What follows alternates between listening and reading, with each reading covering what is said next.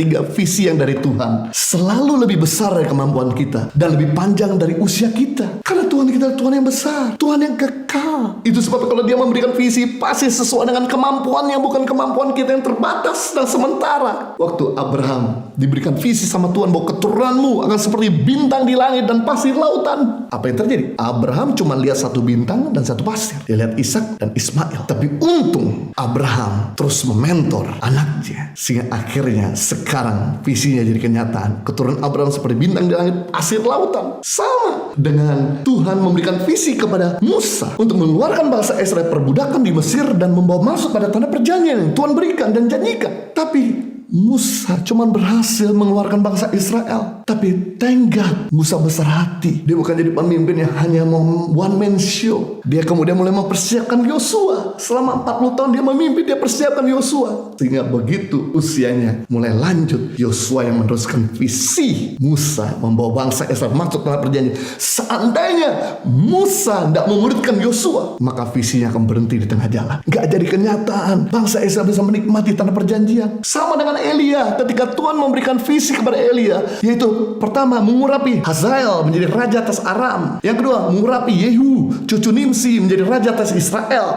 Yang ketiga mengurapi Elisa bin Safra menjadi nabi menggantikanmu, dalam 1 Raja-Raja 19 ayat 15 sampai 16. Namun Elia cuma bisa mampu mengurapi Elisa. Tenggat Elia memuridkan Elisa di 4 kota berbeda. Akhirnya Elisa yang meneruskan visi Elia, mengurapi Hazael menjadi raja atas Aram dan mengurapi Yehu cucu Nimsi menjadi raja atas Israel. Sama ketika Yesus hadir di muka bumi ini, tujuannya adalah menyelamatkan semua bangsa. Tapi memang tujuan awal Dia ada di dunia untuk menyelamatkan bangsa Israel. Tenggat Yesus dalam pelayanan memuridkan 12 rasul, sehingga ketika Yesus naik ke surga, murid-muridnya membawa Injil keselamatan sampai ke Eropa, Asia, dan sekarang sampai di Indonesia. Hal yang sama, kalau Tuhan sudah memberikan visi dalam perusahaan kita, dalam pekerjaan kita, dalam pelayanan kita dan sebagainya, dalam rumah tangga kita, yang kita lakukan adalah persiapkan murid untuk bisa meneruskan visi yang dari Tuhan, yang lebih panjang dari usiamu, lebih besar kemampuanmu. Kita gak bisa mengerjakan visi Tuhan sendirian.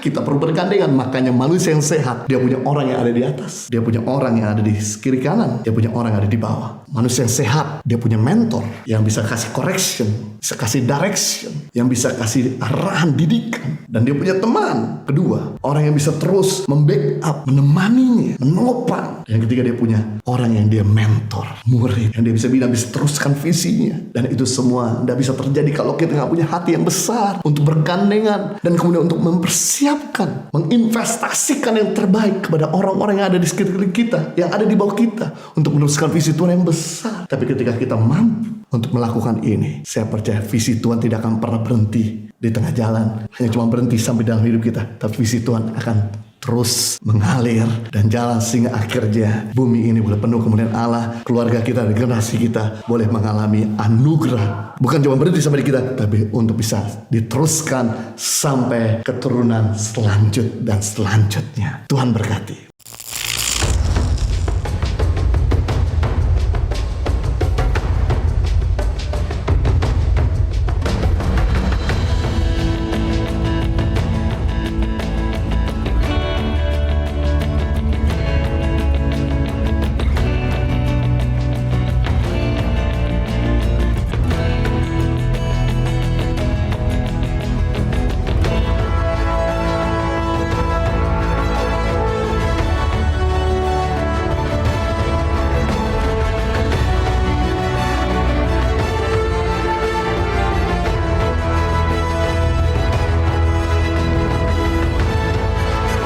Suka duka, perjuangan guru tangan pengharapan dalam membangun pendidikan di pedalaman Indonesia.